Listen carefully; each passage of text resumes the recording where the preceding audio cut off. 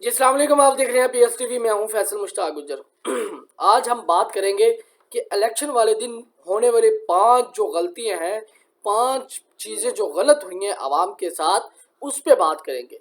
तो इसमें ये जो 5 पॉइंट्स मैंने नोट किए हैं, ये वो चीज़ें हैं जो जानबूझकर गलत किए गए हैं आवाम को जलील और वोटर को जलील करने के लिए। ठीक है, सबसे पहले वाली जो बात है, सबसे नंबर 1 पे मैं लूँगा मोबाइल सर्वर और इंटरनेट सर्विसेज को बंद करना। मोबाइल सर्विस और इंटरनेट सर्विसेज को जो बंद किया गया है, ये बहुत बड़ा प्रॉब्लम था वोटर्स के लिए। सबसे बड़ा प्रॉब्लम जो मेरी नज़र में आया है कि वोटर जो मैसेज करता था अपना देखने के लिए, अपने पोलिंग स्टेशन देखने के लिए, अपना सिलसिला नंबर और के लिए, तो वो मैसेज रिप्लाई नहीं होता था क्योंकि सिग्नल्स ही नहीं आ रहे, तो मैसेज जा ही नहीं रहा था। कोई पता नहीं होता था कि वोटर का वोट कहाँ पे है, वो कहाँ वोट कास्ट करेगा। ठीक है, तो ये मेन प्रॉब्लम था, बहुत बड़ा प्रॉब्लम था ये। और किसी से कोई राब्ता नहीं हो रहा था, किसी कन्वेंस वाले से राब्ता नहीं हो रहा था, किसी नुमाइंदे से हम राब्ता नहीं कर पा रहे थे कि हमें जो है कन्वेंस की ज़रूरत है या हमारे वोटर को ये प्रॉब्लम है। कोई राब्ता नहीं था किसी किस्म का, ये बहुत बड़ा प्रॉब्लम था। इंटरनेट सर्विसेज बंद थी, सब कुछ, कोई वेरिफिकेशन नहीं थी। ऐसे लग रहा था कि इंसान जैसे 1900 कुछ सदी में चला गया हो, जब इंटरनेट मोबाइल सर्विस थी नहीं। नंबर 2 जो है, उससे बड़ा जो प्रॉब्लम था वो ये था कि जो लोग जिनका वोट निकल आया था, वोट पता था कहाँ पे है, और उनका जो है पोलिंग स्टेशन पे जो वर्कर्स बैठे हुए थे, पोलिंग स्टेशन का जो अमला था वो बहुत स्लो था। 1 घंटे के अंदर 10 से 15 लोग जो है, ये 5 से 7, ज़्यादा मैक्सिमम जो एवरेज है वो 10 की थी।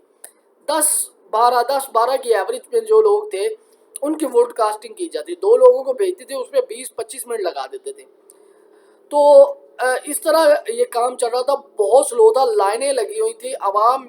मैं खुद 3 घंटे खड़ा होकर वोट कास्ट करके आया हूँ। तो ये बहुत बड़ा प्रॉब्लम था वहाँ पे कि वोट जो है कास्ट ही नहीं हो रहा था, बहुत स्लो था। आवाम को जो है परेशान किया जा रहा था कि वो वोट ना डाल सके ज़्यादा से ज़्यादा। अच्छा, फिर जो है जो लिस्टें प्रोवाइड की गई थी उसमें वोटर्स का नाम ही नहीं था। मेरे कुछ जानने वाले थे, मेरे कुछ फैमिली थे, मेंबर थे। अब मैं उसके एक पोलिंग स्टेशन पे ले गया, उनकी वोटर लिस्ट हम तकरीबन 25-30 मिनट लगा के वोटर लिस्टें छानी जी। वोटर वोटर का नाम नहीं है, सिलसिला नंबर नहीं है। फिर अगले पे गए, वहाँ पे नहीं है। इसी तरह वो सारा दिन मैं इसी काम में घूमता रहे। हम जो है कि वोटर का लिस्टें वो बेचारा इसी चक्कर में उसका वोट ज़ाया हो गया। तो ये बहुत बड़ा प्रॉब्लम था। मेरा मशवरा ये है कि ये वोटर लिस्टें प्रिंट करने के बजाय अगर आप PDF में दे देते तो बहुत ज़्यादा फ़ायदा था।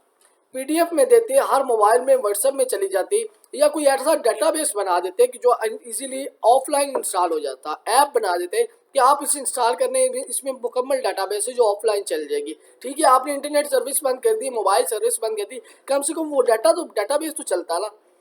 तो उससे ये होता है कि इजीली सर्च कर लेते हैं कि ID कार्ड नंबर लिख के हम सर्च कर लेते हैं कि कौन सा वोटर कहाँ पे, उसका सिलसिला नंबर वगैरह कहाँ पे है। ठीक है, और कन्वेंस का प्रॉब्लम था, कन्वेंस नहीं थी, कॉल सर्विस नहीं थी, हम कन्वेंस के नहीं बुला सकते थे, हमें पता नहीं होता था कौन सी गाड़ी किधर जा रही है, कोई बैनर नहीं थे गाड़ी पे, अजीब था सिस्टम। और उससे बड़ा जो सबसे बड़ा प्रॉब्लम ये था कि चलें जी, हमने औखे सौखे जो है ना वोटिंग कर ली, लोगों ने वोट डाल दिए इसके अंदर, जाके जैसे भी मुश्किल हालात में से गुजर कर, लाइनों में खड़े होकर, मोबाइल सर्विस ना होने के बावजूद जो है आवाम बाहर निकली। आवाम ने अपनी मदद आपके तहत, कोई कन्वेंस नहीं थी तो अपने बाइक, अपनी साइकिल, पैदल जाके लोगों के साथ लिफ्टें लेके जो है वोट कास्ट कर लिया। अब जो है आवाम जो है वोट कास्ट करने के बाद आवाम की उम्मीद थी कि रात 2 बजे तक इंशाल्लाह हमारा जो हमने वोट कास्ट किया है उसे जो हमारा रिजल्ट आ जाएगा तो हम इजीली उसे देख सकेंगे। पता चला कि आज जो है तीसरा दिन है तकरीबन, नहीं, 8, 9, 10, 11, चौथा दिन है, अभी तक पोलिंग स्टेशन के फॉर्म 45 नहीं निकले। और जिनके फॉर्म 45 आ गए हैं तो फॉर्म 47 जो है वो चेंज कर दिए गए। इस इलेक्शन को मैं इलेक्शन नहीं समझता, यह जो है आवाम के साथ एक खिलवाड़ था, आवाम को एक बुद्धू और पागल बनाने था, कोई प्लानिंग थी, प्री प्लान काम हुआ है सारा का सारा। इसको आज़ादाना इलेक्शन नहीं कह सकते, इसको शफाफ इलेक्शन नहीं कह सकते। मैं अपील करूंगा इलेक्शन कमीशन से और हमारी आला अदलिया से कि प्लीज़ इस पर नोटिस लिया जाए और जो रिजल्ट रुके हैं हुए हैं उनको निकलवाया जाए और जो फॉर्म 45 के मुताबिक नहीं है उनको ठीक करवाया जाए।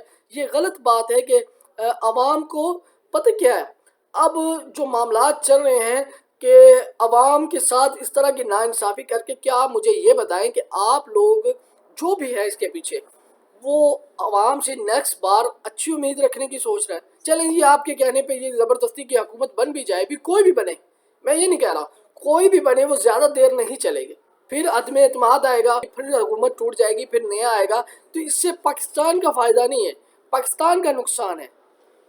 पाकिस्तान के अंदर बेरोज़गारी का बढ़ेगा। पाकिस्तान में लोग जो इन्वेस्ट कर रहे हैं बाहर से, कोई दूसरा मुल्क पाकिस्तान पे एतमाद नहीं करेगा क्योंकि पाकिस्तान की हुकूमत ही स्टेबल नहीं है। उन्हें पता है हर 6 महीने के बाद नई हुकूमत आ रही है, तो जाहिर सी बात है कि माशी हालात तंग हो गए, पाकिस्तान में महंगाई बढ़ेगी। मज़ीद ऐसी वीडियोज़ के लिए मेरा यूट्यूब चैनल PS TV को सब्सक्राइब करना मत भूलिएगा।